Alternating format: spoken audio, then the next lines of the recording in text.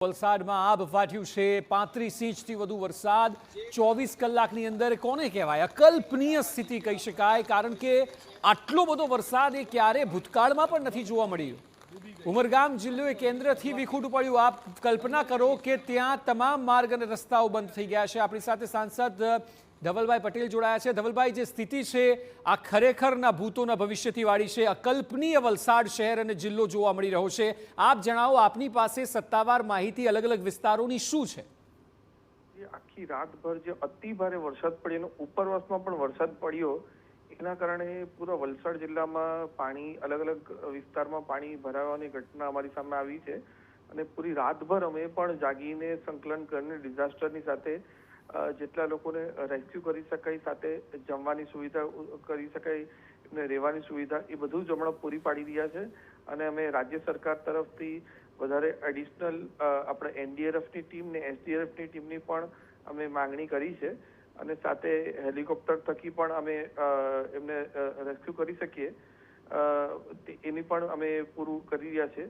જેમ જેમ અમને કોલ આવે છે તેમ તેમ અમે ડિઝાસ્ટર મેનેજમેન્ટ સાથે સંકલનમાં રહીને આ બધી પ્રક્રિયા કરી રહ્યા છે। ધવલભાઈ, અત્યાર સુધી જે નીચાણવાળા વિસ્તારો છે, જે જગ્યા ઉપર જોખમ હંમેશાથી રહેતું હોય છે કારણ કે શહેર અને જિલ્લાઓનો કેટલોક ભાગ એવો હોય છે, ત્યાંથી કેટલા લોકોનું રેસ્ક્યુ કરાયું છે અને કેટલી સંખ્યા છે, તેમની માટે શું આયોજન કરાયું છે અને આવનારા કલાકોમાં જો સ્થિતિ વણસે તો પ્રશાસન કેટલું તૈયાર છે? જી, આમાં ખાસ કરીને વલસાડમાં જે અમારો છીપવાડ વિસ્તાર છે, એકદમ નીચાણનો વિસ્તાર છે, એટલે ત્યાંથી તો પહેલા જ અમે લોકોને રેસ્ક્યુ કરીને એમને અમારા ત્યાં રાખ્યા છે અને નગરપાલિકા વિસ્તારમાં અમે પૂરી એમની વ્યવસ્થા પણ કરી છે, જમવાની વ્યવસ્થા, રહેવાની વ્યવસ્થા।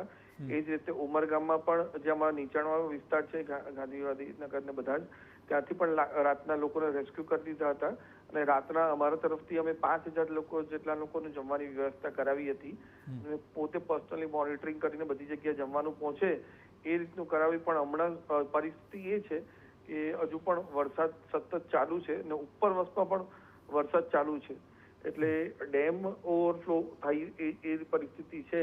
એટલે હમણાં બધા જ લોકો અમે આમાં સંકલન કરીને આપણે લોકોને જેટલું મદદ પહોંચાડી શકીએ એના માટે પૂરો પ્રયત્ન કરી રહ્યા છીએ।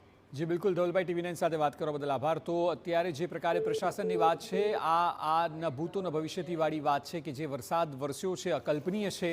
વલસાડ માટે રીતસરનું આભ ફાટ્યું છે। 24 કલાકમાં 35 ઇંચનો આંકડો એ કોઈ પણને હચમચાવી દે તેવો છે। આમાં કલ્પના કરી શકાય નીચાણવાળા વિસ્તારોની સ્થિતિ શું હશે અને કેટલું ડેમેજ થયું હશે। એટલે આ પ્રકારનો વરસાદ એ પાછલા અનેક વર્ષોમાં નથી જોવા મળ્યો। અમદાવાદના લોકોને કદાચ વર્ષો પહેલાંનો 21 ઇંચ વરસાદ યાદ હશે, ત્યારે શહેરની સ્થિતિ કેવી થઈ હતી, તો આ તો 35 ઇંચ વરસાદ છે। એટલે આ ચાર દ્રશ્યો એ વાતની ચાળી ખાય છે કે અત્યારે વલસાડ શહેર અને ગ્રામ્ય વિસ્તારો એટલે આખા જિલ્લાની સ્થિતિ શું હશે।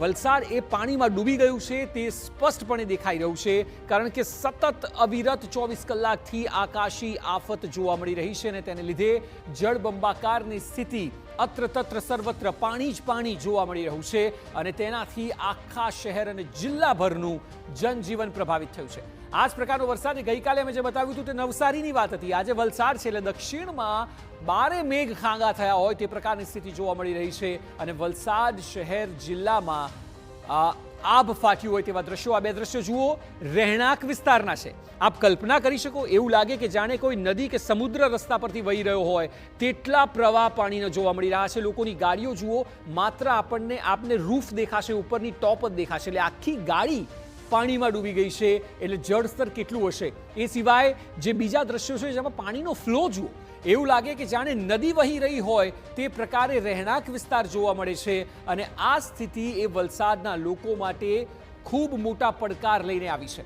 આભ ફાટ્યું છે અને આ આફત આગામી કલાકોમાં પણ વધી શકે છે, એટલે પ્રશાસને વધુ એલર્ટ રહેવું પડશે અને જરૂર પડે તો એરલિફ્ટ સુધીની તૈયારી રાખવી પડશે। એટલા માટે કારણ કે કેટલાક વિસ્તારો તો સંપૂર્ણ ગરકાવ થઈ ગયા છે, તેમાં કોઈ સ્થિતિ જ નથી કે જ્યાં માણસ પોતે જાતે બચી શકે તે પ્રકારે કોઈ સંજોગો હોય। હાલ જે સ્થિતિ છે તે ખરેખર ડરામણી છે અને એટલા માટે આપ જુઓ જે દ્રશ્યો છે તેમાં ઢોર પણ દેખાઈ રહ્યા છે।